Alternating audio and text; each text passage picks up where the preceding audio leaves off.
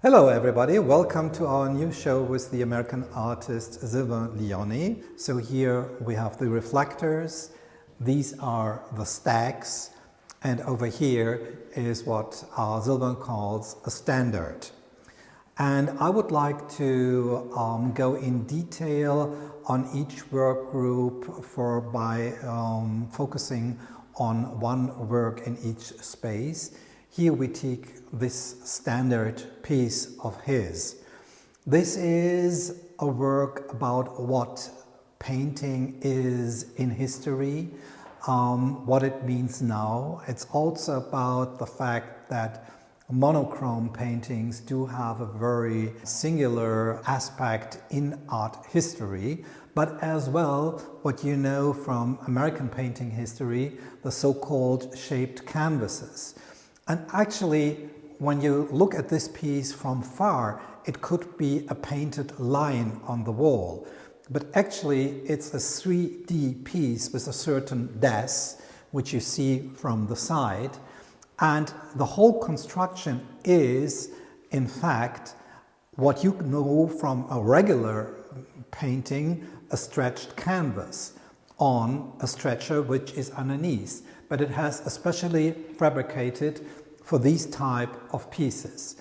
You see the canvas, the original canvas, the unpainted canvas on the sides, but the front is a color which Sylvan mixed especially for this painting. So it's a black, which is what we call light sucking. So it's very, very matte and has a certain depth and also a body, which is very important for this type of work.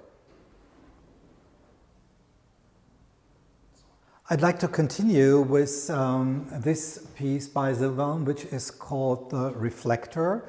It's the newest work group by Sylvan, and the idea is to transfer or move the studio space into our space or your space. The studio being the origin of all work, in first place thinking and then starting to make drawings and sketches, and from there on develop a piece of art, is kind of the basic procedure in every artist's work. And as Sylvan understands himself as a conceptual artist, he wanted to show the studio space he's working in the gallery, but not by a simple photo, but by developing a very special process. So what he did is that he purchased a large sheet of black glass, exactly in this dimension of the total piece we see here. This sheet of glass he placed versus the studio wall and took photos of this reflection in the black glass.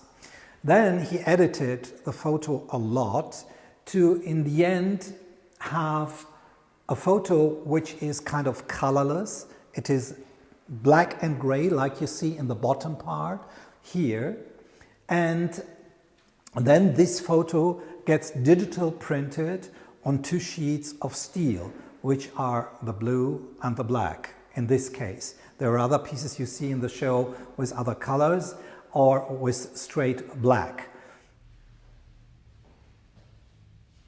So then you have a digital print on here, and what he explained is when you want to reach this glossiness, you give it to a workshop who lacquers the piece. But then it needs 9 layers or cushions of high gloss on top of it to resemble a really flat and mirroring surface. And in the end, now we can see our gallery space within his studio space, and you have kind of the mixture of the two sceneries, the two backgrounds of the artists, because we as a gallery are important for him as well, of course. And so it all comes together.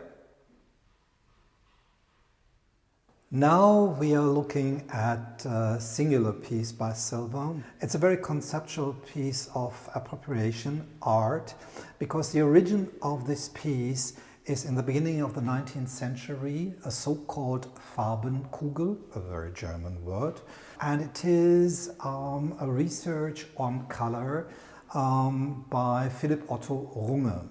And another artist which has died much too young, a Berlin painter called Michel Majerus, has produced a very large painting based on one of the Farbenkugel by Philipp Otto Runge. Sylvan again got to know about this painting and found it very fascinating, and he took the Majerus painting as the origin of his gouache on this painting and onto Philipp Otto Runge.